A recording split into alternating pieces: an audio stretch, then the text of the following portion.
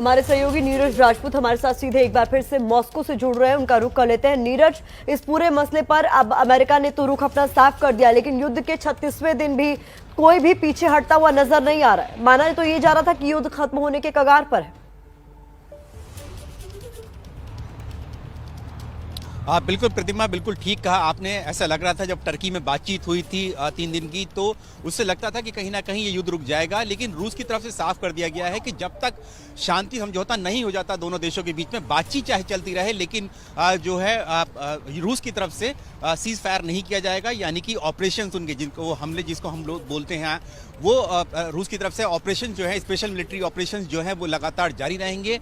वो रोकेगा नहीं अपने इन ऑपरेशंस को जब तक कि दोनों देशों के बीच में शांति समझौता नहीं हो जाता है। ये लगातार जो है रूस का कहना है। रूस के जो जितने भी बड़े अधिकारी उनका साफ तौर से कहना है कि जब तक सारी शर्तें नहीं मान जाता है यूक्रेन रूस की, तब तक वो इस हमलों को यानी इन ऑपरेशंस को रोकेगा नहीं, जिनमें साफ तौर से डॉनबास का इलाका जो है उसको लिबरेट करना है, यानी कि उसको आज़ाद कराना है उसको।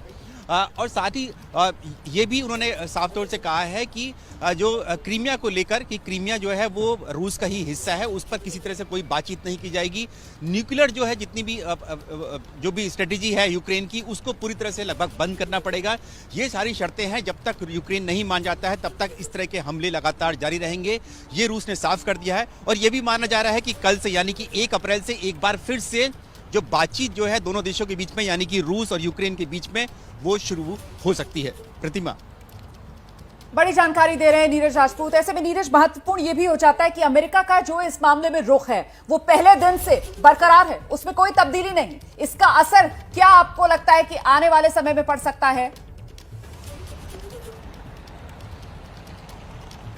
देखिए, जब ये हमने देखा था जो टर्की में दूसरे दौर की बातचीत हुई थी, जिसके बाद बयान भी जारी हुआ था, उसमें कहा गया था रूस की तरफ से कि कीव पर अब हमले नहीं किए जाएंगे, नहीं कि ऑपरेशंस नहीं होंगे। चेर्निहिव में भी ऑपरेशंस नहीं किए जाएंगे, वहां दोनों बंद कर दिए गए थे। आज जो हमें जानकारी मिल रही है, जो रूस की रक्षा मंत्रालय की तरफ से भी जो जानकारी आई है कि मारियोपोल में, जहां पर सबसे ज्यादा नुकसान हुआ है डोनबास इलाके में, वहां पर भी जो है एक ह्यूमैनिटेरियन कॉरिडोर बनाया जाएगा। यानी कि यूक्रेन अपने नागरिकों को अगर वहां से निकालना चाहता है, अगर वो वहां से निकलना चाहते हैं, तो उसके लिए भी एक ह्यूमैनिटेरियन कॉरिडोर जो है बना दिया जाएगा। लेकिन और जो दूसरे इलाके हैं वहां पर ऑपरेशन जारी रहेंगे।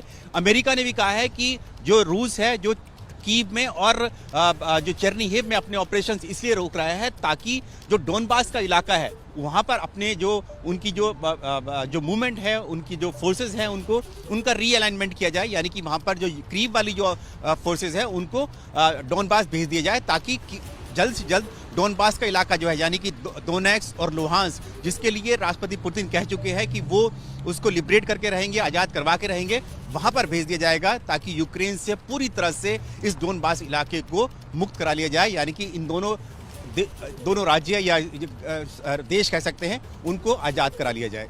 नीरज, इस पर भी अपडेट चाहूंगी कि यूक्रेन की ओर से दावा किया गया है कि पुतिन और जेलेंस्की की मुलाकात भी हो सकती है, इसको लेकर कोई जानकारी? बिल्कुल बिल्कुल प्रतिमा, ये बात है, सही है कि राष्ट्रपति पुतिन और जेलेंस्की जो यूक्रेन के राष्ट्रपति हैं, इनके बीच में बातचीत हो सकती है। जो टर्की में हमने देखा था, जो बातचीत हुई थी, वार्ता हुई थी, उसमें उसके बाद रूस की तरफ से ये जानकारी दी गई थी कि रूस तैयार है पुतिन और जेलेंस्की की मीटिंग के लिए। और आज जो हमें जानकारी मिल रही है जो कुछ सोर्सेज से, यूक्रेन की तरफ से भी कह दिया गया है कि जेलेंस्की जो है तैयार हैं पुतिन से मिलने के लिए, लेकिन उससे पहले जो दोनों देशों के विदेश मंत्री हैं वो शांति समझौता करेंगे, यानी कि उस पर हस्ताक्षर करेंगे। उसके बाद ही जो पुतिन और जेलेंस्की की मीटिंग हो सकती है, ये जानकारी निकल कर आ रही है यहाँ से। बड़ी जानकारी दे रहे हैं नीरज राजपूत। कुल मिलाकर नीरज राजपूत, अब क्या लग रहा है, जिस तरीके का रुख अभी समझ में आ रहा है रूस और यूक्रेन का, उसे देखते हुए आने वाले समय में जो अभी और वार्ता दोनों देशों के बीच होनी है, तो इस युद्ध का अंत आखिर कब और कैसे? बिल्कुल रोमाना, सबसे बड़ा और सबसे अहम सवाल यही है कि ये जो युद्ध है जिसको 34-35 दिन हो गए हैं, ये कब जाकर रुकेगा। लेकिन जो जानकारी मिल रही है उसके मुताबिक अब क्योंकि कीव पर कब्जा करना रूस ने मना कर दिया है कि कब्जा नहीं करेगा यूक्रेन की राजधानी पर, उनका पूरा फोकस है डोनबास इलाके को, पूरा इस क्षेत्र को आजाद कराना है। इसीलिए जो उनकी जो फोर्सेस जो कीव में चेरनीहिव में थी उनको वहां से बुलाया गया है और उनसे हो सकता है उनको फिर से डोनबास भेज दिया जाए ताकि उसको पूरी तरह से लिबरेट करा लिया जाए। जहां तक सुरक्षा का सवाल है, अमेरिका ने मना कर दिया है कि सुरक्षा नहीं देगा।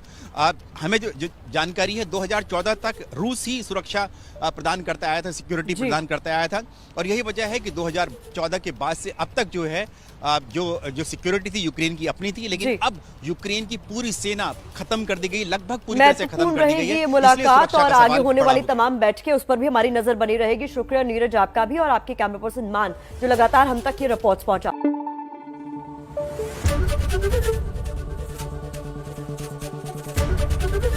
एबीपी न्यूज आपको रखे आगे।